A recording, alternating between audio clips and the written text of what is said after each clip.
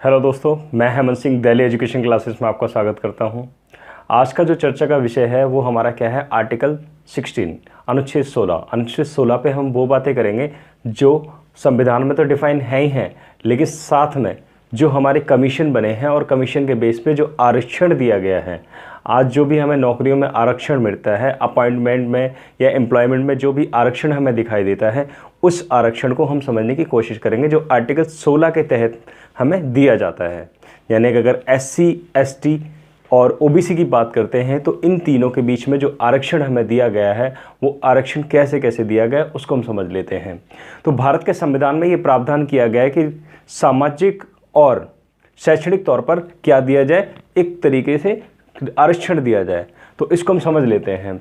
तो अनुच्छेद 16 कहता क्या है, पहले इसको डिफाइन कर लेते हैं कि क्या कहता है। अनुच्छेद 16 कहता है राज्य के अधीन किसी पद पर नियोजन या नियुक्ति से संबंधित विषयों में सभी नागरिकों के लिए अवसर की समता होगी। यानी कि सभी नागरिकों को क्या होगा, समान अवसर प्रदान किए जाएंगे। राज्य का मतलब क्या है, राज्य का मतलब मैंने आपको डिफाइन कराया था आर्टिकल 12 के अंदर में, तो उसे देख लेना एक बार, उसकी वीडियो का लिंक आपको डिस्क्रिप्शन में मिल जाएगा। तो राज्य का मतलब आप ये यहाँ पे लेके चलें, राज्य का मतलब पूरा देश ही लेके चलें, पूरे देश की बात हो रही है। उस पूरे देश में क्या कह रहा है, किसी पद पर नियोजन, नियोजन का मतलब आप ध्यान रखें, हमेशा ये वर्ड्स हैं, इन वर्ड्स पे कीवर्ड्स होते हैं एक तरीके से ये वर्ड्स, तो इन कीवर्ड्स को आप ध्यान रखेंगे, नियोजन और नियुक्ति। ठीक है, नियोजन का मतलब क्या है, एम्प्लॉयमेंट, जॉब की बात हो रही है। नियुक्ति का मतलब क्या है, अपॉइंटमेंट की बात हो रही है, किसी जगह पे आप जाते हो अपॉइंटमेंट, ठीक है, और एक जगह पर नियोजन, एम्प्लॉयमेंट की बात हो रही है। इससे संबंधित विषयों, इससे संबंधित जितने भी विषय होंगे सभी नागरिकों के लिए अवसर की समानता होगी। यानी हर एक व्यक्ति को क्या दी जाएगी, समानता दी जाएगी। यानी कि अगर वहाँ पे अगर कोई महिला जाती है या कोई पुरुष जाता है या फिर कोई भी छोटे तबके का व्यक्ति जाता है तो उसको क्या दिया जाएगा, समानता का अधिकार दिया जाएगा, उसको समान अवसर दिए जाएंगे। ठीक है, ये राज्य के प्रति इन्होंने पहली प्रावधान में दे दिया। लेकिन आगे देखते हैं, राज्य के अधीन किसी पद के संबंध में धर्म, मूलवंश, जाति, लिंग, जन्मस्थान, निवास, इसमें से किसी के आधार पर ना तो कोई नागरिक अपात्र होगा ना उससे विभेद किया जाएगा। यानी कि भारत का संविधान कहता है कि भाई आप ना इन, पहले आपको पता होगा भारत का संविधान का अनुच्छेद 15 मैंने बताया था, इसमें बताया था कि 5 तरीके से लोगों से किसी प्रकार का कोई भेदभाव नहीं किया जा सकता।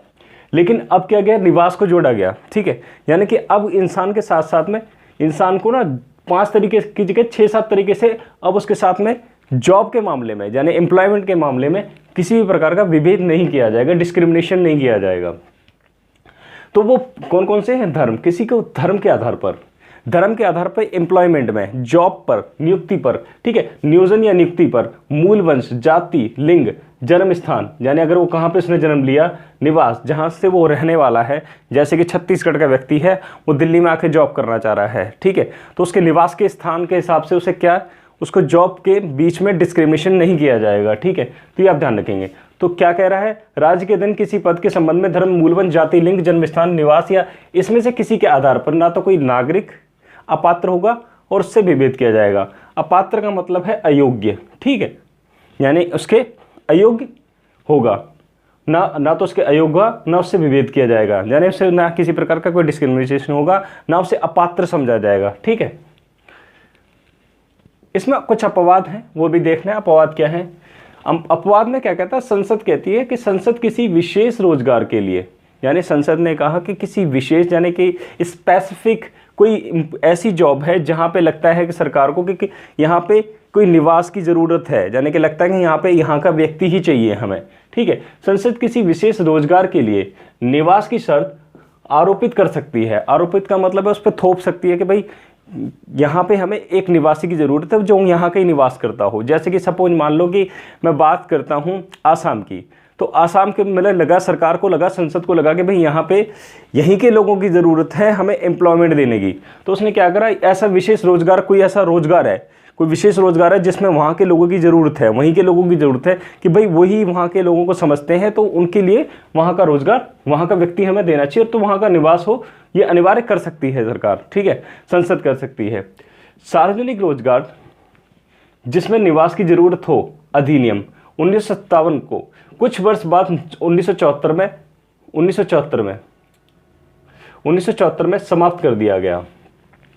ये सार्वजनिक रोजगार जिसमें निवास की जरूरत हो, एक ऐसा अधिनियम लाया गया था 1957 में, इसको और इसको 1974 में क्या कर दिया, निरस्त कर दिया गया। ये था क्या इसमें, ये समझें, इसमें व्यवस्था थी कि जिसमें इसमें निवास की ज़रूरत होगी, यानी इसमें क्या था, निवास की ज़रूरत होगी कि अगर वो व्यक्ति वहीं का स्पेसिफिक पर्टिकुलर प्लेस का है तो उसको रोजगार दिया जाएगा, यानी सार्वजनिक जगह पे भी, यानी सार्वजनिक रोजगार के लिए। सार्वजनिक रोजगार का मतलब समझ रहे हैं, ऐसा कोई भी एम्प्लॉयमेंट जो सबके लिए इक्वल हो, ठीक है।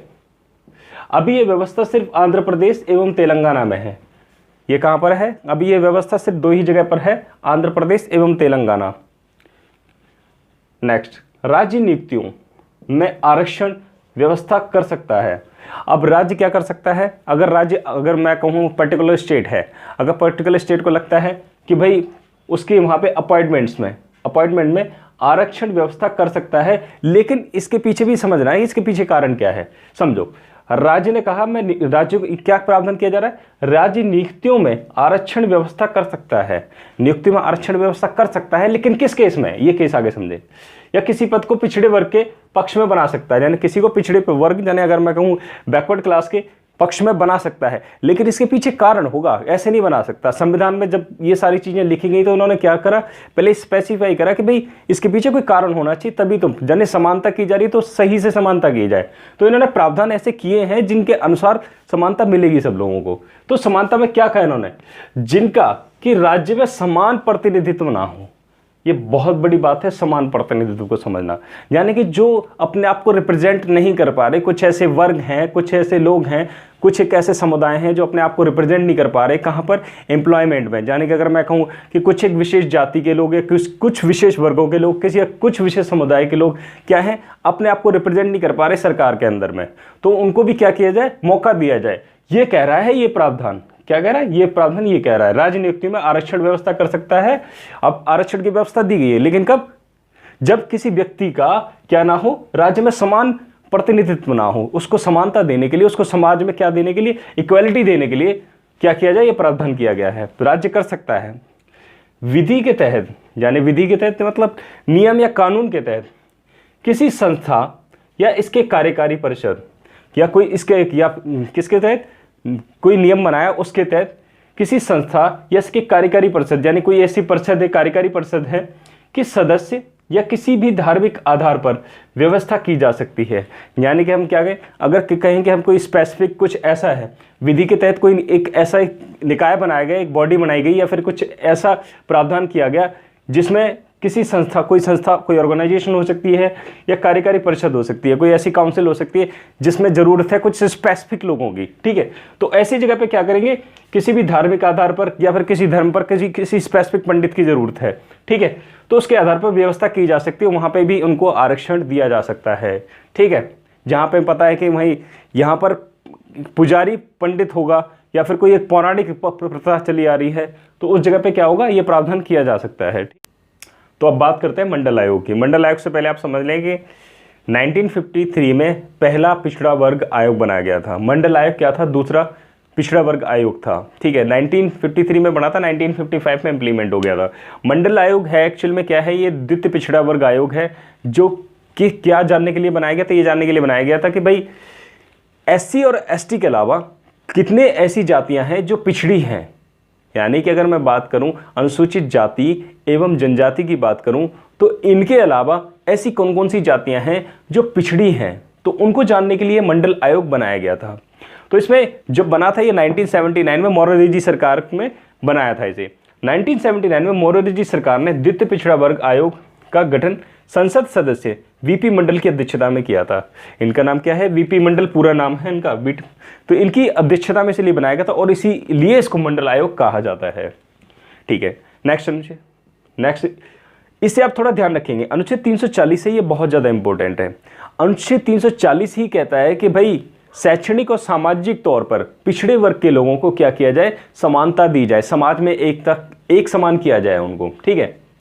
तो कहता है 340 के अनुच्छेद 340 के तहत पिछड़े वर्गों के लोगों की शैक्षणिक एवं सामाजिक स्थिति की जांच करते हुए, यानी क्या कह रहा है, शैक्षणिक एवं सामाजिक स्थिति की जांच करते हुए उनकी उन्नति के लिए सुझाव प्रस्तुत करने की व्यवस्था करता है। कहता है कि भाई उनके लिए अगर जितने भी शैक्षणिक और सामाजिक रूप से पिछड़े वर्ग हैं उनको क्या किया जाए, समान करने के लिए व्यवस्था करने के कह रहा है ये।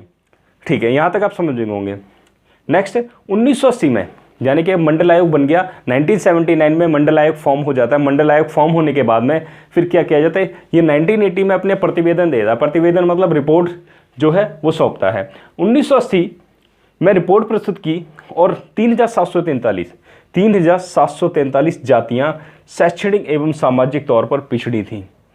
समझ रहे हैं आप, यानी कि ये जातियां क्या हैं, एससी और एसटी के अलावा, अनुसूचित जाति एवं जनजाति के अलावा ये और जातियां थी जो सामाजिक और शैक्षणिक तौर पर पिछड़ी थी। शैक्षणिक का मतलब समझेंगे या शिक्षा, जिसकी शिक्षा लेवल अच्छा नहीं है, जिसका एजुकेशन लेवल अच्छा नहीं है, जो क्वालिफाइंग नहीं है, यानी क्वालिफाई नहीं है लोग। ठीक है, और सामाजिक की बात करूँ तो सामाजिक का मतलब यह है कि समाज में उनको एक समानता नहीं दी गई है, यानी समाज में वो अपना प्रतिनिधित्व नहीं कर पा रहे हैं, अपने आप को रिप्रेजेंट नहीं कर पा रहे हैं जितना उनका रिप्रेजेंटेशन होना चाहिए। ठीक है, ये दोनों चीज़ आप समझ में होंगे। नेक्स्ट, जनसंख्या में इनका हिस्सा 52% था। यानी कि मैं बता रहा हूँ अनुसूचित जाति और जनजाति के अलावा, समझना, अनुसूचित जाति और जनजाति के अलावा ये 52% जातियाँ और थीं, यानी कि ये क्या थी, पिछड़ी थी, काफ़ी ज़्यादा पिछड़ी थी। अनुसूचित जनजाति के अलावा ये 52% इनका हिस्सा था। ठीक है, इसमें अनुसूचित जाति एवं जनजाति शामिल नहीं थी, यानी कि इसमें कौन नहीं थी, schedule caste and schedule tribe इसमें शामिल नहीं थी। ठीक है, ये आप यहाँ तक समझ गए होंगे। तो देखते हैं नेक्स्ट स्लाइड में, तो आगे देखते हैं। तो मंडल आयोग में एक चीज़ और की गई, वो क्या किया गया, 27% आरक्षण ये दिया गया। उन्होंने कहा कि भाई 27% आरक्षण की इन्होंने सिफारिश कर दी कि 27% आरक्षण इनको मिलना चाहिए। ठीक है, जो अन्य पिछड़े वर्ग हैं उनको मिलना चाहिए। फिर आगे देखते हैं, 1990 में बीपी सिंह ने 27% सरकारी सेवाओं आरक्षण की घोषणा कर दी। यानी कि अगर मैं बात करूं 1980 में 27% आरक्षण की इन्होंने क्या करी, रिपोर्ट में सिफारिश कर दी। ठीक है, लेकिन वीपी सिंह की सरकार आती है 1990 में, ये क्या करती है, इस चीज़ की घोषणा करती है कि भाई 27% आरक्षण आपको दिया जाता है। ठीक है, इसकी घोषणा कर दी जाती है। तो 1991 में क्या होता है, 1991 में सरकार बदल जाती है। ये वीपी सिंह क्या है, ये 1990 में प्रधानमंत्री हैं। फिर प्रधानमंत्री कौन बनते हैं, नरसिंह राव बनते हैं। तो नरसिंह राव सरकार क्या करती है, 1991 में नरसिंह सरकार ने 2 परिवर्तन प्रस्तुत किए। इन्होंने क्या किए, 2 परिवर्तन प्रस्तुत किए कि इन्होंने कहा कि भाई आधार को ना शैक्षणिक और सामाजिक ना बना के आर्थिक बनाया जाए, कि जो व्यक्ति कमजोर है आर्थिक रूप से उसको प्रधानता दी जाए, उसको प्रमुखता दी जाए। ठीक है, तो वो 2 परिवर्तन क्या थे, इन्होंने कहा 27% आरक्षण है, उसके लिए प्रमुखता आर्थिक होनी चाहिए, कि आर्थिक रूप से जो व्यक्ति कमजोर है उसको प्रमुखता दी जाए। ठीक है, लेकिन इनकी ये बात ना सुनी तो गई, लेकिन दूसरी बात एक और थी, जो जिसे हम आज देखते हैं इकोनॉमिकली वीकर सेक्शन। ये इसका जो प्रावधान है 1991 में नरसिंह राव जी ने दिया था इसका कॉन्सेप्ट। ठीक है, इस कॉन्सेप्ट में इन्होंने कहा था कि इकोनॉमिकली वीकर सेक्शन यानी आर्थिक रूप से कमजोर जो पिछड़े वर्ग हैं, जो कि जनरल कैटेगरी के हैं, ठीक है, जो जनरल कैटेगरी हैं उनको 10% आरक्षण मिलना चाहिए। उसी बेस पे हमें जो आरक्षण देखने को मिलता है ईडब्ल्यूएस का, वो यही आरक्षण है, 10% आरक्षण आर्थिक रूप से पिछड़े व्यक्ति जो जनरल कैटेगरी के हैं। ठीक है, लेकिन अब इसमें हो क्या, अब इसमें न्यायालय ने क्या करा, न्यायालय ने इस पे समीक्षा कर दी। अब इस पे क्या करा, समीक्षा क्या कर दी, इन्होंने इसके ऊपर डिटेल स्टडी कर दी, और इस डिटेल स्टडी को क्या कहा इन्होंने, मंडल केस और नरसिंह राव केस का परीक्षण सर्वोच्च न्यायालय ने किया। अब इस पर परीक्षण करते हैं, जब इस पर इन्होंने रीडिंग करी इसकी, जब इन्होंने इस केस की समीक्षा करी तो इन्होंने देखा कि 10% जो आरक्षण है उच्च जाति का वो गलत है, इन्होंने अनकॉन्स्टिट्यूशनल इसे बताया, उस समय अस्वीकार कर दिया गया। ठीक है, लेकिन दूसरे में अन्य पिछड़े वर्ग को कुछ शर्तों के साथ में वैध माना, संवैधानिक माना, इसे वैध मान लिया और इसे क्या कर दिया इन्होंने, हटा दिया। फिर आगे इन्होंने और क्या बताया, इन्होंने कहा ओबीसी में क्रीमी लेयर, जो भी ओबीसी में क्रीमी लेयर होंगे, यानी कि क्रीमी लेयर का मतलब है एक ऐसे पड़ाव के व्यक्ति जिनके पास में वो समृद्ध हैं, कुछ लेवल पे समृद्ध हैं। ठीक है, उनको क्या किया जाएगा, उनको आरक्षण नहीं दिया जाएगा। ठीक है, ये समझ रहे होंगे आप।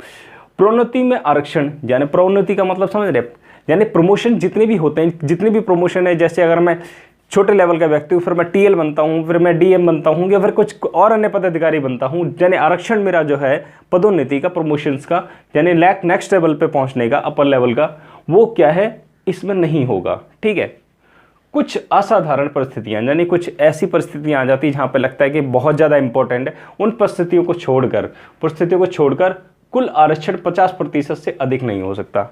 ये इन्होंने कब कहा, जब इन्होंने इस पर समीक्षा की। ठीक है, फिर इन्होंने ओबीसी सूची में इन्होंने कहा कि अति जोड़ और न्यून जोड़ के लिए स्थायी व्यवस्था करनी चाहिए, यानी कि एक ऐसा कोई बॉडी बनानी चाहिए जो क्या करे, वो जोड़े, वो ये देख सके कि भाई कौन किस व्यक्ति को, यानी कि किस जाति को या किस समुदाय को हमें क्या करना है, कुछ समय के पश्चात ऐड कर लेना है, कुछ समय के पश्चात जोड़ लेना है। लगता है कि भाई उसको समानता मिल गई है समाज में, या समाज में आर्थिक रूप से वो समृद्ध हो चुके हैं, तो उसको क्या करा जाएगा, उस कैटेगरी से निकाल दिया जाएगा। या फिर लगता है कि कोई समुदाय ऐसा मिला है या नई जातियाँ कुछ ऐसी मिली है, उनको जोड़ने का काम किया जाएगा। ठीक है, तो उसके लिए क्या कहता है, इसके लिए कोई स्थायी व्यवस्था की जानी चाहिए, यहाँ तक के लिए। तो आगे देखते हैं, उच्चतम न्यायालय के बाद सरकार द्वारा जो कदम उठाए गए या व्यवस्था की गई वो देख लेते हैं। इसमें जो पहली व्यवस्था की गई वो कहा गया कि ओबीसी की पहचान के लिए एक समिति बनाई गई। ठीक है, इसे रामनंदन समिति कहा जाता है। ये क्या पता करने वाली थी, ये पता करने वाली थी कि क्रीमी लेयर कौन कौन होते हैं, क्रीमी लेयर के अंतर्गत कौन कौन आता है, क्योंकि क्रीमी लेयर को इससे बाहर रखा जाएगा, आरक्षण से बाहर रखा जाएगा, क्योंकि उनको आरक्षण नहीं दिया जाएगा। ठीक है, तो ये समिति बनाई जाती है। समिति का अर्थ समझ लें, समिति का मतलब होता है एक किसी पर्पस के लिए कुछ लोगों का गठन करना, किसी विशेष पर्पस के लिए एक कुछ लोगों का ग्रुप का गठन करना। ठीक है, तो ये दो प्रकार की होती हैं, एक स्थायी समिति होती है, एक तदर्थ समिति होती है। तदर्थ समिति वो है जो कुछ शॉर्ट पीरियड के लिए बनाई जाती है, जिसका काम कंप्लीट होने के बाद में ये अपने आप अबॉलिश हो जाती है, खत्म हो जाती है। स्थायी समिति क्या होती है, हमेशा परमानेंट रहती है, इसका काम क्या होता है, परमानेंट होता है, लंबे समय तक इसका काम रहता है। ठीक है, यानी कि कोई ऐसा मुद्दा है जिससे लंबे समय तक चलाना है तो वो स्थायी समिति में जाएगा। तो आप ध्यान रखेंगे दो प्रकार की समिति होती है।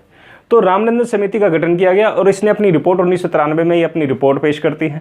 रिपोर्ट पेश करने के बाद में इसमें क्या करता है, इस रिपोर्ट को स्वीकार कर लिया जाता है कि भाई यही लोग क्रीमी लेयर कहलाएंगे। ठीक है, आपको पहला पॉइंट क्लियर हो गया होगा।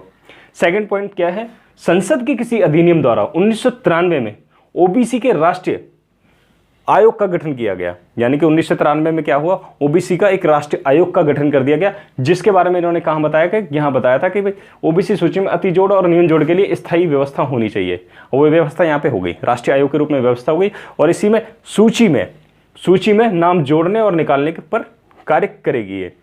ठीक है, नेक्स्ट हम समझते हैं 77वां संशोधन अधिनियम 1995 राज्य को शक्ति देता है कि SC/ST का अगर उचित प्रतिनिधित्व नहीं है, पर्याप्त प्रतिनिधित्व नहीं है, यानी पर्याप्त प्रतिनिधित्व का मतलब समझ लें कि ये बैलेंसिंग नहीं है, इनकी बराबरता नहीं है, यानी इनको समान रूप से वहाँ पे नहीं बराबरता दी जा रही है, या फिर वो वहाँ पर उस बराबरता में, या फिर मैं कहूँ कि उनको इक्वल नहीं है। यानी कि अगर मैं कहूँ कि कुछ जाति विशेष के लोग तो बहुत ज़्यादा भरे हुए हैं, लेकिन इनके कुछ भी लोग नहीं वहाँ पर नहीं है, तो उनको क्या दिया जाएगी, वरीयता दी जाएगी। ठीक है, तो पर्याप्त प्रतिनिधित्व ना होने पर राज्य सेवाओं में आरक्षण दिया जा सकता है, यानी कि इनको अब आरक्षण दिया जा सकता है। ये प्रावधान कैसे मिल जाता है, 77वां जो संशोधन अधिनियम 1995 है उसके तहत मिल जाता है।